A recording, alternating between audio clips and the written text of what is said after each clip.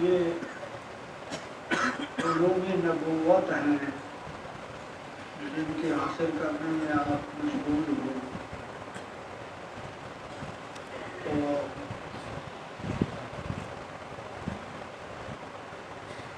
جیسے نبوت کا انتخاب ہوتا ہے، تو چناؤ ہوتا ہے، تو علوم نبوت کے لیے بھی کسی درجے میں چناؤ ہے۔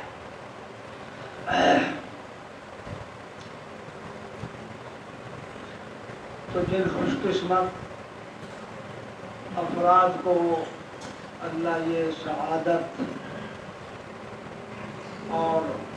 نعمت عطا فرمائے، تو ان کو اپنی قسمت پر ناز کرنا چاہیے اور اس کی پوری پوری قدر کرنی چاہیے۔ اور اس کی قدر کیا ہے کہ اس علم کے حصول میں پوری یکسوئی کے ساتھ تن من دھن کی بازی لگا دی جائے۔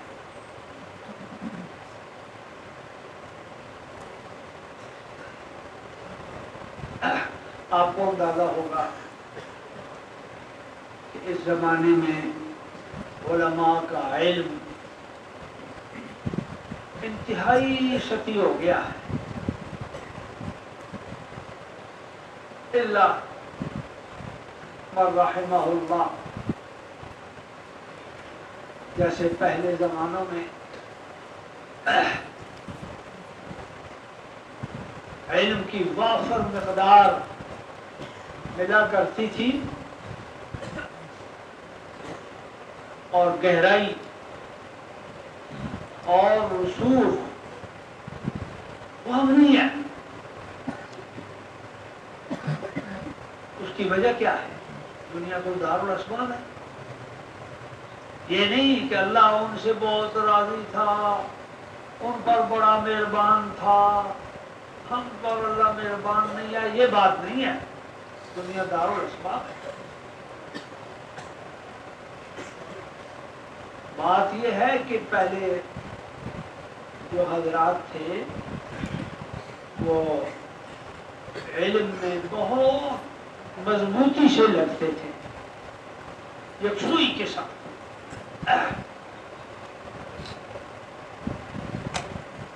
اور کسی طرف بھی ذرا توجہ نہیں کرتے تھے۔ حضرت مولانا اشرف علی تھانوی رحمۃ اللہ علیہ کا واقعہ ہے کہ جب پڑھنے گئے تو پہلے زمانے میں یہ بھی تھا کہ جب پڑھنے چلے جاتے پھر 10 سال لگے، 15 لگے، 20 لگے، پورا کیے بغیر واپس نہیں آتے تھے۔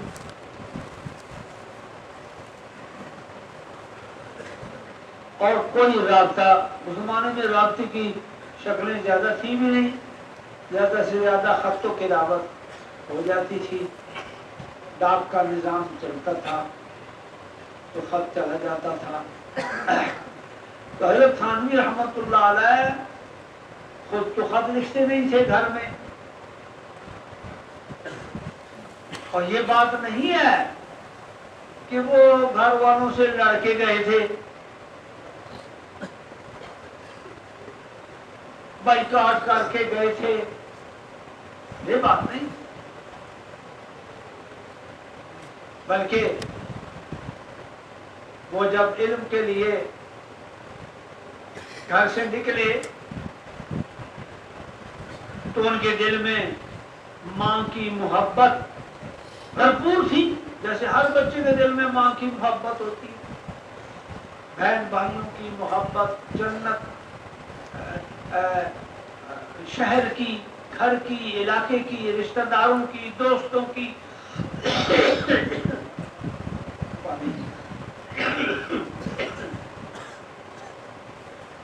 ساری محبتیں تھیں، اور ان کے تقاضے بھی اندر پورے تھے۔ ماں کی محبت کا تقاضا کہ ایک دن کے لیے بھی نہ باہر جاؤ،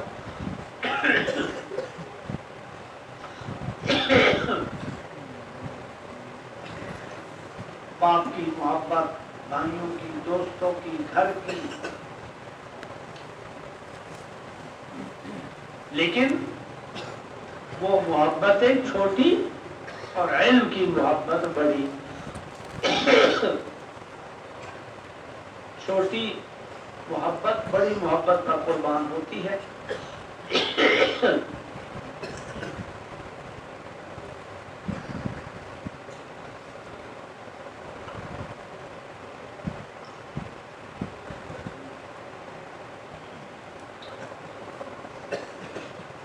بہرحال حضرت خود کو خط لکھتے نہیں تھے، اور گھر والے خط لکھتے تھے، بتا کے گئے تھے فلاں جگہ جاؤں گا۔ وہ خط جب گھر سے جاتا تھا تو حضرت پڑھتے نہیں تھے، اس خط کو پڑھتے نہیں تھے، اس وجہ سے کہ گھر والوں سے تعلق ہے، محبت ہے، تو اب خط میں ظاہر ہے حالات ہوں گے، تو ہو سکتا ہے کوئی پریشان کن حال، کوئی واقعہ، ناگوار واقعہ پیش آیا ہو اور گھر والے اس میں لکھ دیں خلق الانسان ضعیفا، انسان کمزور پیدا کیا گیا، تو وہ ایک تأثر طبی چیز ہے۔ جب وہ تأثر آئے گا طبیعت پر تو پھر مطالعے میں وہ یکسوئی اور وہ جو دل دینا، دل تو ادھر مشغول ہو گیا، تو مطالعے میں خلل آئے گا۔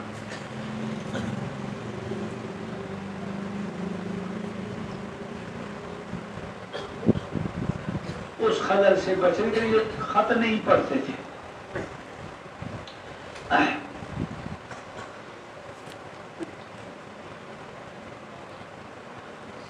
اور رکھ لیتے تھے۔ تو اب اتنا 15 سال 18 سال تو جب فارغ ہوئے پھر خط رکھے سامنے اور ایک ایک کر کے ان خطوط کو پڑھا، تو کسی کی اگر فوتگی کی خبر ہے تو کچھ پڑھ کے ایصال ثواب کر کے مغفرت کی دعا کر دی، کسی کی شادی کی خبر ہے تو برکت کی دعا کر دی، اور ارشاد فرمایا یہ خطوط اگر میں اس وقت پڑھتا تو یہ جتنا علم مجھے اب ملا ہے نہ مل سکتا۔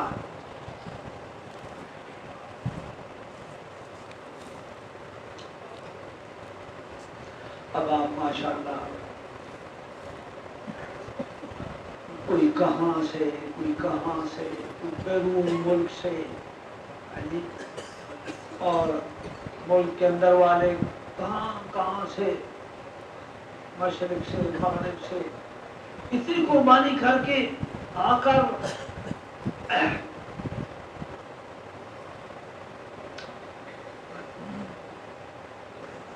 تو بھائی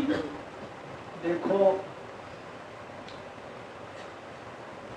بات بڑی افسوسناک ہے اور حیرت انگیز بھی ہے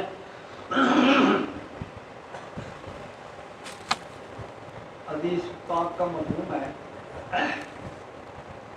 حضور صلی اللہ علیہ وسلم نے مثال دی، اس علم کو اور اس کے حصول کو سمجھانے کے لیے مثال دی۔ ایک سردار نے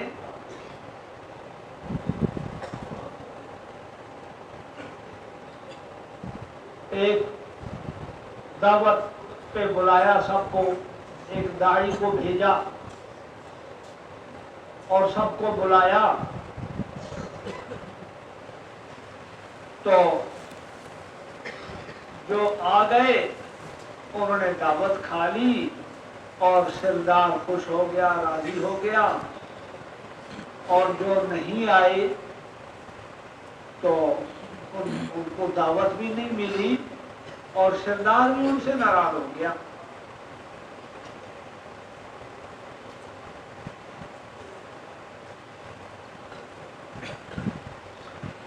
تو پھر اس مثال کو واضح کرتے ہوئے فرمایا، جس کا مفہوم ہے کہ سردار اللہ پاک ہیں، داعی میں ہوں، اور وہ ضیافت یہ علم ہے۔ تو بھائی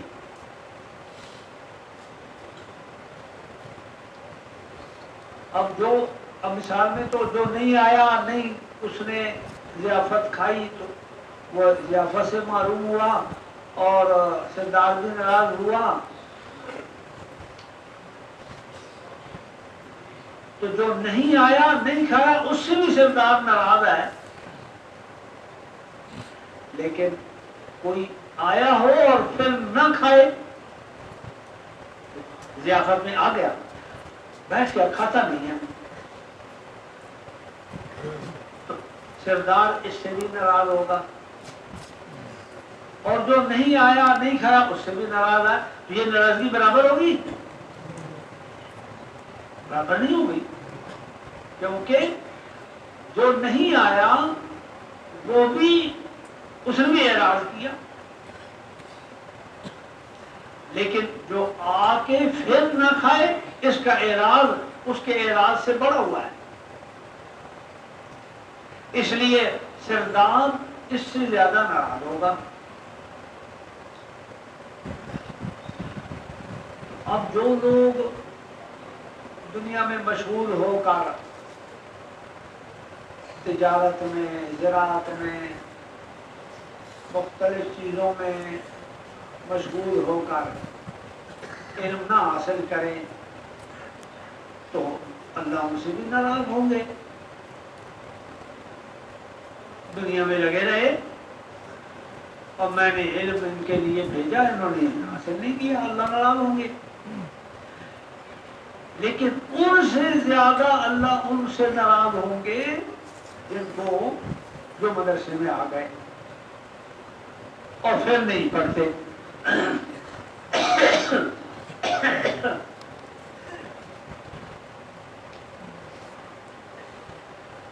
اس لیے عزیزو دیکھو، آپ نے مسئلہ پڑھا ہے نا کہ نفل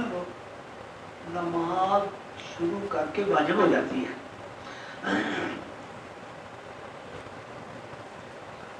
اور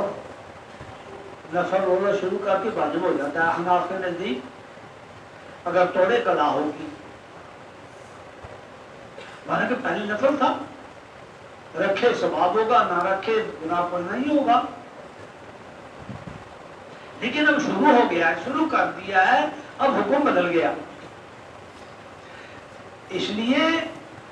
جو طالب علم نہیں آیا علم حاصل کرنے کے لیے مدرسے میں، اس کا حکم ہو رہا ہے، وہ اگر علم سے دور رہے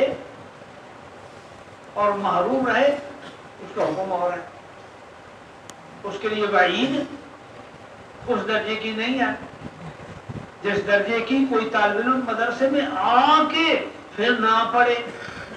یا پوری محنت نہ کرے، اس کے لیے وعید بہت سخت ہے۔ اور یہ علم تو ایسا غیور ہے، یہ علم ایسا غیور ہے،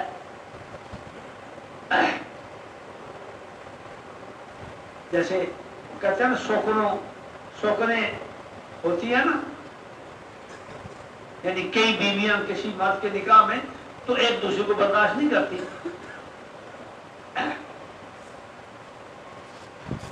تو یہ علم غیور ہے، یہ مد مقابل کو برداشت نہیں کرتی۔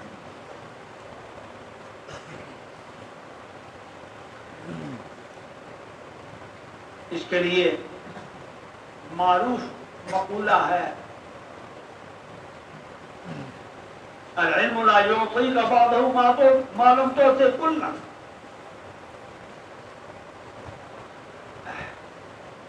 کہ علم تمہیں اپنا تھوڑا سا حصہ بھی اس وقت تک نہیں دے گا جب تک کہ تم اپنا کل اس کو نہ دے دو۔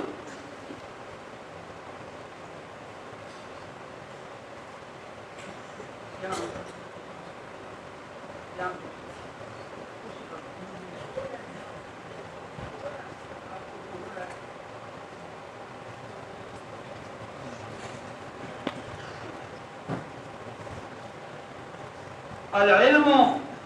لا يعطيك بعض ما لم تعطه كله، کہ علم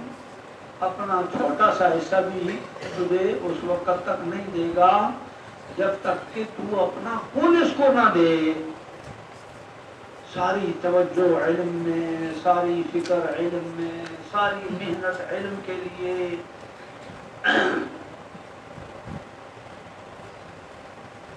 اور یقین جانو پہلے زمانے کے طالب علم اس قدر علم میں متوجہ ہوتے تھے کہ ان کے سامنے سے بادشاہ بھی گزرتا رہے تو وہ دیکھتے نہیں تھے،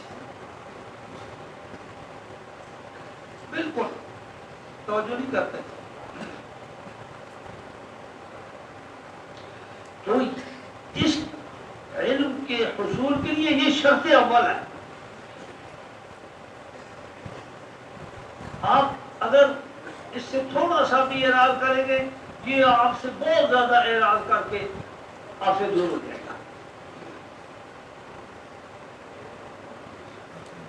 اور پھر اب دیکھو ہم لوگ اپنے اکابر کی کسی علم کے سن کر، اچھا ان کی مقبولیت کے سن کر بڑے آشش کرتے ہیں، منہ میں لال ٹپکتی ہے، ہائے ہمیں بھی یہ مقام ملے۔ بھائی انہوں نے جو قربانیاں کی، محنتیں کی، اس کو بھی دیکھنا چاہیے نا۔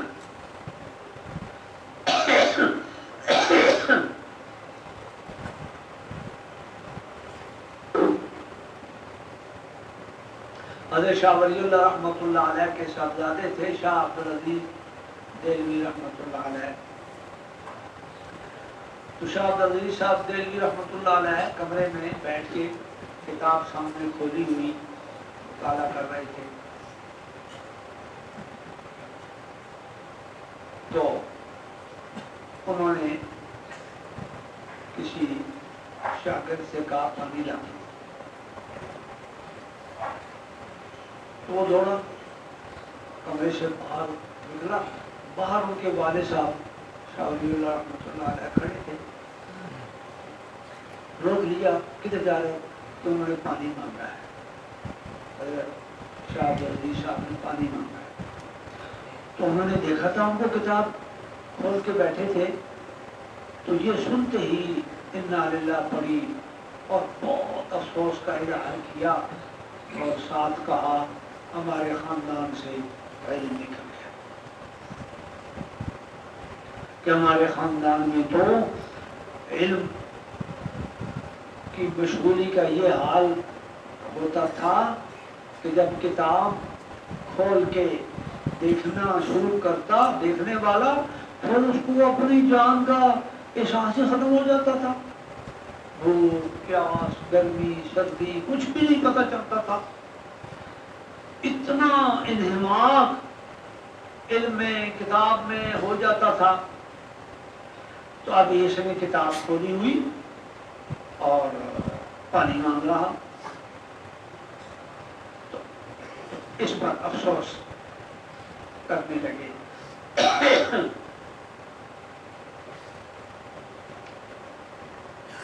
اور ساتھ فرمایا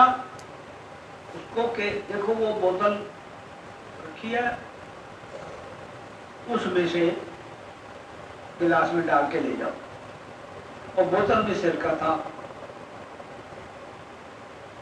وہ سخت ترش،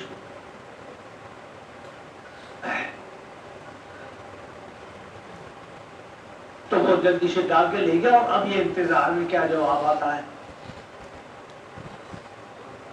تو تھوڑی دیر میں وہ خالی گلاس لے آیا، پوچھا کہ پی لیا؟ جی پی لیا۔ کچھ کہا کہ کچھ نہیں کہا؟ تو فرمایا الحمدللہ ہمارے خاندان میں علم موجود ہے، کہ انہوں نے سرکہ پی کر ان کو احساس نہیں ہوا کہ یہ پانی نہیں ہے، پتہ ہی نہیں چلا ان کو، یعنی توجہ چونکہ علم میں ہے۔ شیخ الحدیث مولانا زکریا رحمۃ اللہ علیہ نے اپنا واقعہ اپنی میں لکھا کہ میں رات کو لالٹین جلا کر مطالعہ کرتا تھا، تو گرمی کی وجہ سے اس زمانے میں بجلی نہیں ہوتی تھی، تو قمیص اتار دیتا تھا، تو روشنی پر پتنگے آتے تو وہ میرے جسم پہ بیٹھتے، تو ان کے شکار کے لیے چھپکلی آ جاتی، وہ چڑھ جاتی پوچھ پر، وہ دوڑتی، اور مجھے نہیں پتہ چلتا تھا، چھپکلی پیچھ پہ دوڑ رہی ہے، شیخ کو پتہ ہی نہیں۔ اور ایک واقعہ یہ لکھا کہ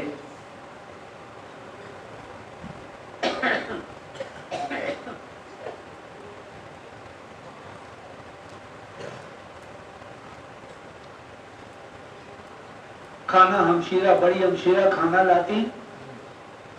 اور میرے پاس رکھ کے کہتی بھیا کھا لو، گرم گرم کھانا ہے کھا لو۔ تو میں کہتا اچھا۔ وہ 15-20 منٹ کے بعد سمجھتی کھا لیا ہوگا، برتن خالی ہو گئے ہوں گے، وہ برتن لینے کے لیے آتی تو دیکھتی کہ کھانا اسی طرح رکھا ہے۔ وہ ان کو اچھا کہا کہ پھر کتاب میں، تو وہ کہتی بھائی کھانا ٹھنڈا کھاتی ہے، کھانا کھاؤ۔ میں کہتا اچھا۔ وہ چلی جاتی، پھر واپس آتی کھانا، تو پھر وہ کیا کرتی جب کھانا لاتی تو بیٹھ جاتی اور نوالا توڑ کے سالن میں ڈبو کے میرے منہ میں لقمہ دے دیتی، میں کھاتا رہتا، پر اپنا مطالعہ کرتا رہتا۔ پھر انہوں نے معمول بنا لیا، تو وہ کھانا جب لاتی تو رکھ نہیں جاتی تھی، پھر لقمہ بنا کے۔ تو شیخ نے جملہ لکھا کہ جب سے میری بڑی ہمشیرہ فوت ہوئی تو میرا شام کا کھانا ہی ختم ہو گیا۔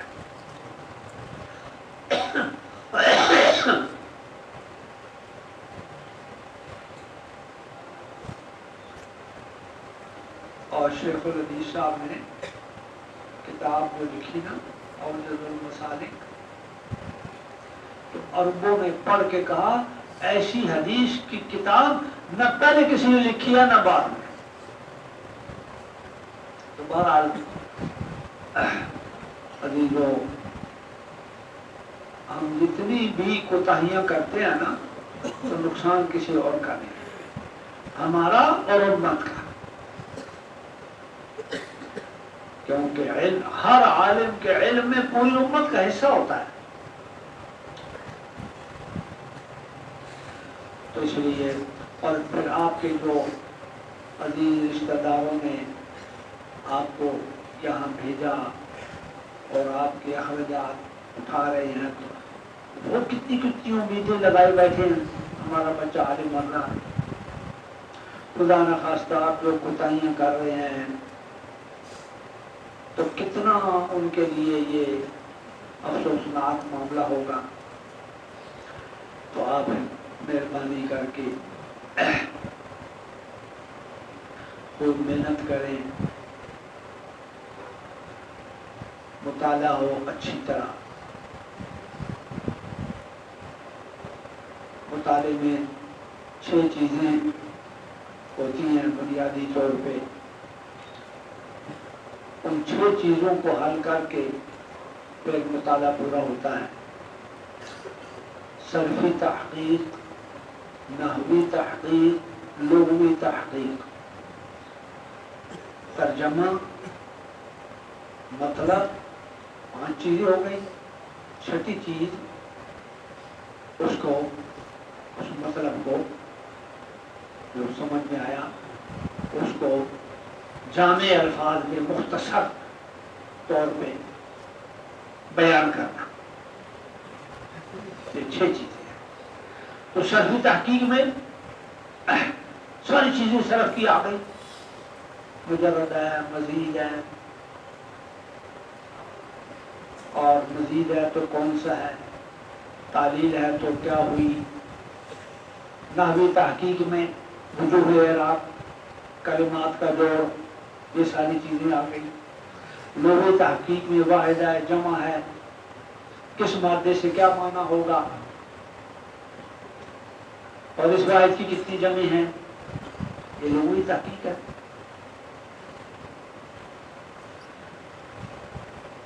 اور ایک مختصر تعریف مطالعے کی گئی، تمییز المجہول عن المعلوم، کہ طالب علم کو سمجھ آ جائے کہ کون سا مقام میری سمجھ میں آیا، کون سا مقام نہیں آیا، تاکہ جو نہیں سمجھ آیا استاد کی تقریر ہو جب تو زیادہ توجہ دے تاکہ سمجھ آ جائے۔ تو بہرحال بھائی یہ زمانہ علم اٹھنے کا زمانہ ہے، مدارس میں جانے کا موقع ہوتا ہے اور مدرسین حضرات سے ملاقاتیں ہوتی ہیں تو ہر جگہ یہ شکایت ملتی ہے کہ پھیکا پن ہے، توجہ نہیں، طلباء کی علم کی طرف توجہ نہیں ہے، مطالعہ صحیح نہیں، مطالعہ ادھورا ہے۔ پھر سبق ظاہر ہے، یہ یاد رکھو یہ دنیا دار الاسباب ہے، کڑی کڑی سے جڑی ہوتی ہے۔ جو طالب علم مطالعہ صحیح نہیں کرے گا تو وہ سبق میں متوجہ بیٹھ ہی نہیں سکتا، وہ کڑی پہلے ہی ٹوٹ گئی، وہ جوڑی نہیں گئی، وہ جتنا زور لگا لے وہ توجہ دے ہی نہیں سکتا۔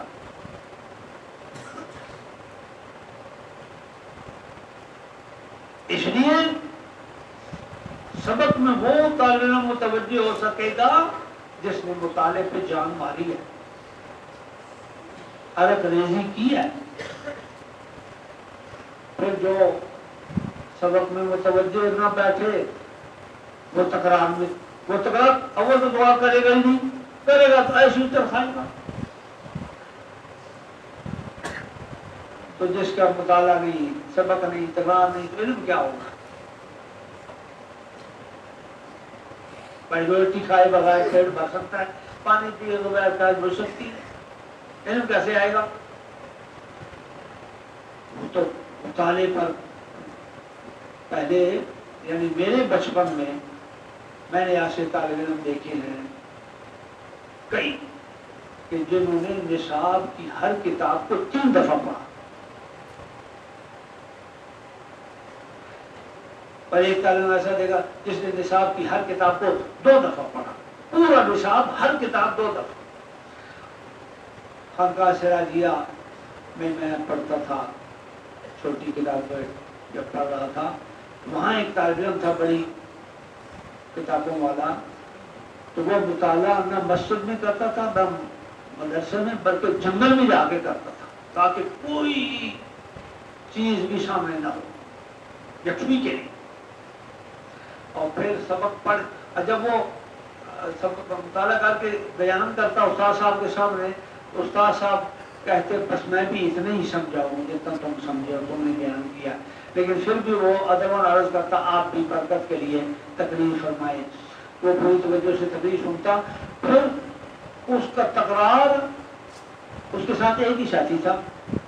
اور مسجد میں بیٹھ کے تکرار کرتا، تو وہ اس طرح تکرار میں بولتا تھا جیسے اس کے سامنے بڑا مجمع بیٹھا ہو۔ تو میرا خیال آج کل بھی حیاتوں میں مولوی اسماعیل نام تھا، لاہور میں ہوتے تھے۔ تو بہرحال عزیزوں، سنہری موقع ہے، اس کو ضائع نہ کرو اور وقت کی قدر کرو۔ تو خوب اللہ نے آپ کو ماشاءاللہ صحت، قوت، جوانی دی ہے، صلاحیتیں، دماغ دیا ہے، حافظہ دیا ہے، اور پھر دیکھو گناہوں سے یہ حافظہ ختم ہو جاتا ہے۔ امام شافعی رحمۃ اللہ علیہ کا مشہور ہے نا، انہوں نے اپنے ضعف حافظہ کی شکایت کی استاد صاحب سے، پھر انہوں نے جو بات کی تو شعروں میں اس کو منظوم کر کے شکوت الى وقیع سوء حفظی فوصانی الى ترک المعاصی لأن العلم نور من دلاء ونور اللہ لا یعطى لعاصی۔ کہ میں نے استاد حضرت وقیع سے عرض کیا کہ میرا حافظہ بہت خراب ہے، سبق یاد نہیں ہوتا، یاد نہیں رہتا، تو انہوں نے مجھے تاکید کی گناہ چھوڑ۔ پھر اس میں صغیرہ کبیرہ کی بات نہیں ہے، نقصان دونوں کا بہت بڑا ہوتا ہے، جیسے ماچس کی تیلی سارے جنگل کو جلاتی ہے، صغیرہ گناہ کی یہ مثال ہے۔ شیطان کے دھوکے میں آدمی نہ آئے کہ معمولی ہے، یہ بات نہیں۔ تو اس واسطے جتنا اپنے آپ کو گناہوں سے دور رکھیں گے تو اتنا ہی حافظے میں قوت آئے گی، اور پھر اسباب سمجھ میں بھی آئیں گے اور یاد بھی ہوں گے، قوت حافظہ بھی کبھی ہو جائے گی اور ذکا بھی۔ تو کیا ارادہ ہے آپ حضرات کا؟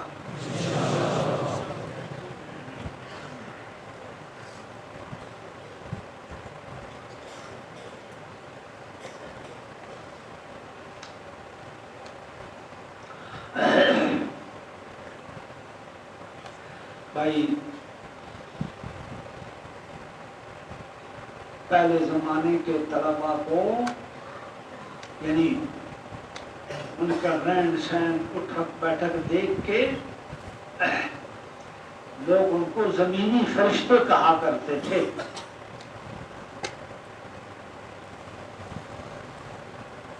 اتنا وہ پاکیزہ، گناہوں سے دور، کہ لوگ ان کو فرشتہ سمجھتے تھے۔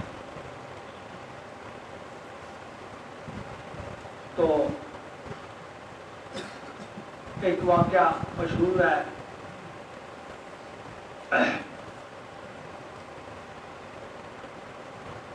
ہندوستان میں تقسیم سے پہلے ہندو مسلمان اکٹھے رہتے تھے، تو اس میں عموماً چونکہ مسلمان مضبوطی سے دین پر قائم ہوتے تھے، تو اس واسطے بعض دفعہ ٹکراؤ ہو جاتا، فسادات، لڑائی۔ اس زمانے کا واقعہ ہے کہ ایک طالب علم مسجد میں بیٹھ کے، حالانکہ ایسے اس شکل میں مدارس نہیں ہوتے تھے، تو دیہاتوں میں ہی علماء جو پڑھ کے جاتے اپنے دیہات میں رہ کے پڑھاتے، تو طالب علم آ جاتے پڑھتے اور کھانے کے لیے گاؤں سے روٹی مانگ کے لے آتے، ہر گھر پہ جاتے تھے، میں نے بھی یہ روٹی مانگی ہے گاؤں میں بچپن میں۔ اور اچھا پھر ایک مسئلہ یہ ہوتا تھا ہمارے زمانے میں بچپن میں کہ بڑوں کو بھیج نہیں سکتے، بڑے طالب علموں کو بھیج نہیں سکتے کیونکہ دیہاتوں میں گھر ایسے کھلے ہوتے ہیں دروازے پردے تو وہ ایسا کرتے تھے بڑے طالب علموں کو نہیں چھوٹوں کو بھیجتے تھے اب چھوٹوں کو کتے کاٹتے تھے تو بڑا مسئلہ ہوتا تھا وہ ایک کتا تھا باقی کتوں میں یہ بات نہیں تھی اس کتے میں یہ بات تھی کہ اس کو جب ڈنڈا مارتے تو وہ ڈنڈے کو چک مارتا تھا اس کو مارنے والے کو کچھ نہیں کہتا تھا اور پتھر مارتے وہ جا کے پتھر کو چک مارتا تھا اس کا یقین خراب تھا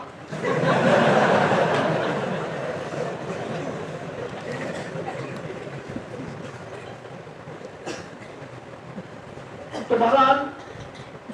مانگ کے روٹی لا کے کھاتے پڑھتے تو اس طرح ایک دفعہ طالب علم مسجد میں مطالعہ کر رہا تھا تو باہر لڑائی ہو گئی شام رات کا وقت ہے لڑائی ہو گئی مسلمانوں کی ہندوؤں کی تو ایک لڑکی اندر آ گئی مسجد میں تو جنہی طالب علم کی نظر پڑی فوراً اس نے منت کر کے کہا خدا کے واسطے آپ چلی جائیں ورنہ ہم دونوں بدنام ہو جائیں گے وہ کہنے لگی میں کدھر جاؤں باہر جاؤں تو میری جان خطرے میں ہے باہر تو تلواریں چل رہی ہیں اس کا پھر ایک کونے میں بیٹھ جاؤں وہ بیٹھ گئی تو وہ طالب علم تھوڑی دیر بعد انہیں وہ چراغ جل رہا تھا چراغ کو جانتے ہو جو جانتے ہیں ہاتھ کھڑا کریں اچھا اس کا مطلب آپ مزاروں پہ جاتے ہو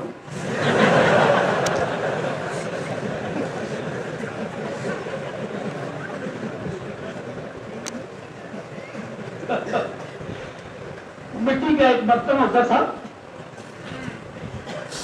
اور اس کے ایک کونے میں نالی سی بنی ہوتی تو روئی کی رسی بنا کے تیل ڈال کے سرسوں کا تو وہ بتی اس میں رکھ لیتے تو وہ تیل تو ایک کنارہ اس روئی کا اس نالی سے تھوڑا سا پار کرتے تو اس کو تیزی لگاتے ہاتھ پکڑ لیتا ہوں تو اس کی روشنی سے پھر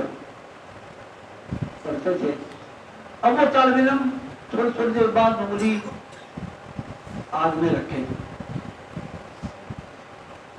ابھی ایسی بات ہے کہ ہر دیکھنے والا حیران ہوتا ہے بھائی یہ کیا کر رہا ہے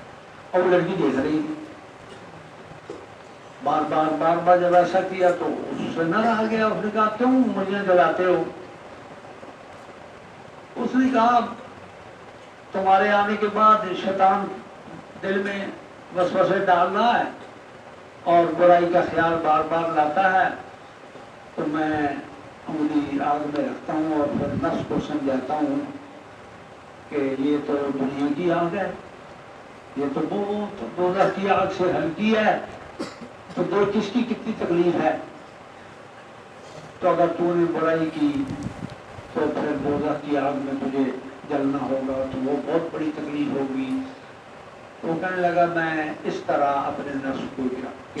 علاج کر رہا ہوں تو ایسا تقوی ہوتا تھا طلبا کا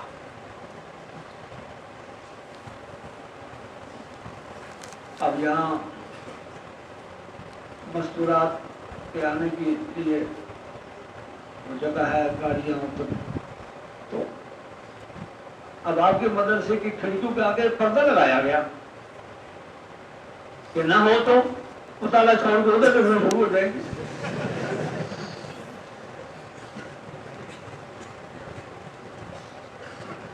اور ایک اور ایسا واقعہ مشہور ہے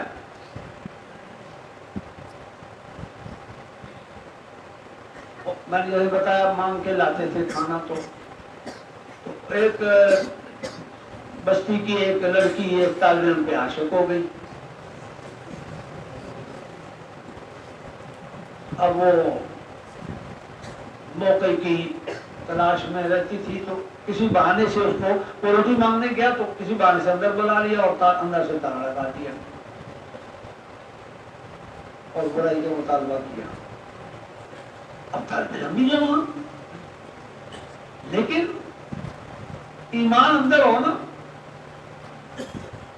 تو پھر بریک لگ جاتی ہے. اس کے اندر ایمان تھا. اور دیکھو صحابہ فرماتے ہیں تعلمنا الایمان ثم تعلمنا القرآن. ہم نے پہلے ایمان سیکھا پھر قرآن اور علوم قرآن سیکھے. اس طالب علم نے ایمان سیکھا ہوا تھا تو اب اس نے دیکھا کہ اب پھنس گیا ہوں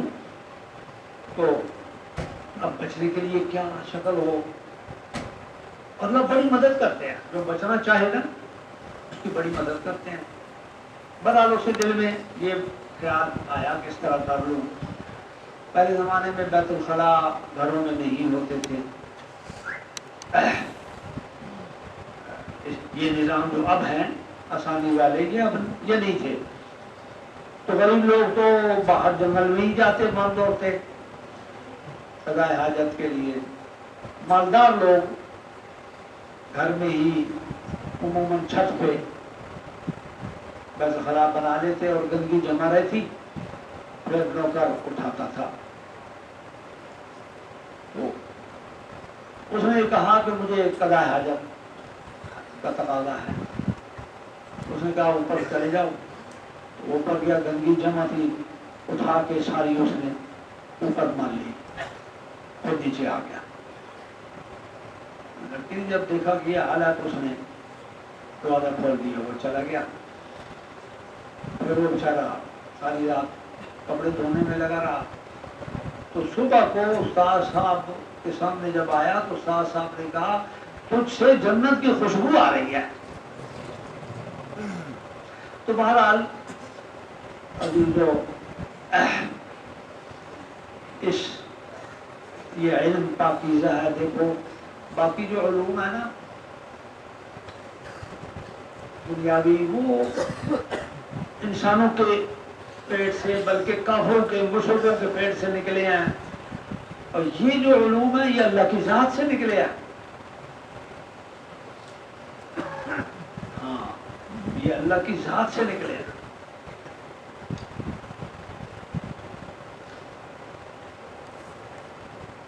شرح جامی کے جو مصنف ہیں ان کی وفات ہوئی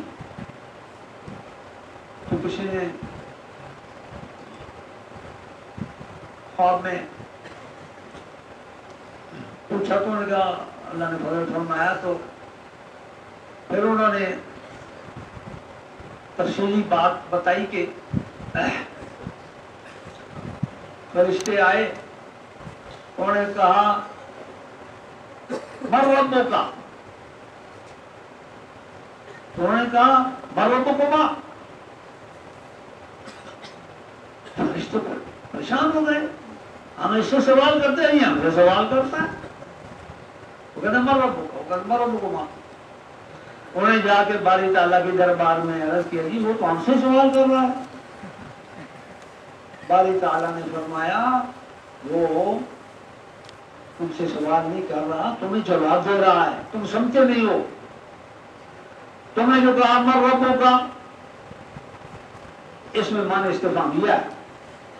اور اس نے جو کہا مر رب کو ماں اس میں معنی موصول ہے. یہ جواب ہے کہ تم مجھ سے پوچھتے ہو تمہارا رب کون ہے تو میرا رب وہی ہے جو تمہارا ہے. تو بہرحال یہ علوم اللہ کی ذات سے نکلے ہیں. ان کی پاکیزگی کا کیا حال ہے. یہ پاک کرنے والا طاہر مطہر لا یمسہ الا المطہر. ناپاک ہاتھ اس کو نہیں لگ سکتے. اس لیے بھائی اس کی قدر کرو. حدیث شریف کا مفہوم ہے تدارس العلم ساعة من الليل خير من إحيائها تدارس العلم ساعة من الليل خير من إحيائها ساعة 20 منٹ کو کہتے ہیں 20 منٹ اس علم میں مشغول ہونا چاہے مطالعہ ہو تکرار ہو یا سبق پڑھنا ہو تو پوری رات عبادت کا ثواب ملتا ہے 20 منٹ مشغولی سے پر پوری رات عبادت کا ثواب اور آپ کتنے گھنٹے روزانہ اس میں مشغول ہوتے ہیں تو کتنا ثواب بن جاتا ہے تو اور پھر فرمایا کہ عالم کی نیند عابد کی عبادت سے افضل ہے عالم کی نیند عالم سو رہا ہے خراٹے لے رہا ہے اور عابد کھڑا عبادت میں پوری رات اتنی مشقت جاگنا اور کھڑا ہونا لیکن ثواب عالم کا زیادہ کیونکہ عالم پورا دن لوگوں کو علم سکھانے میں لگتے ہیں رات دن کے تابع ہوتی ہے تو اس واسطے عالم کی نیند کا ثواب عابد کی عبادت سے زیادہ ہے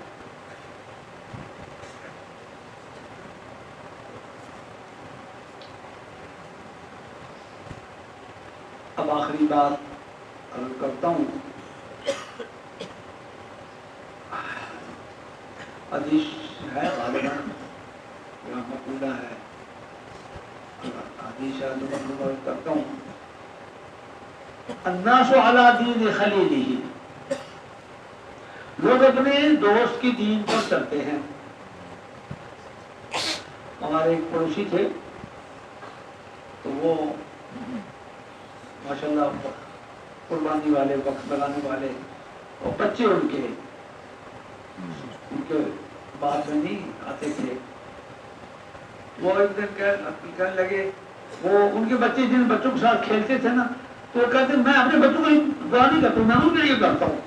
وہ ٹھیک ہو گئے میرے بچے بھی ٹھیک ہو جائیں گے اس لیے بھائیوں عزیزوں اب طالب علموں میں ہر قسم کے طالب علم ہوتے ہیں تو جو پڑھنا چاہتا ہے نا علم میں رسوخ چاہتا ہے تو ایسے طالب علموں سے بچ کے رہے جو پوری توجہ نہیں دیتے سبق میں ورنہ یم جیسا ہو جائے گا اس واسطے آپ حضرات خصوصاً جو بیرون ملک کے ہیں ان کی قربانی زیادہ ہے تو ان کو تو بہت زیادہ محنت کرنی چاہیے قدر کرنی چاہیے تاکہ خوب راسخ فی العلم عالم بن کر جائیں اور جا کے پھر وہاں تو پاکستان میں تو بہت مدرسے ہیں کوئی یہاں نہ پڑھ سکا تو کہیں اور پڑھ لے گا لیکن خدا کا خاصہ بیرون والا نہ پڑھ سکا تو وہ کہاں پڑھے گا تو بیرون والے تو بہت زیادہ قدر کرے محنت کرے اور اپنی جو ملک والے ہیں وہ بھی حمزہ جتنی محنت پرائیویٹ میں شاخوں میں اور جتنی فکر اتنی اور مدرسوں میں نہیں ہے آپ حضرات اس کی قدر کریں اور محنت کریں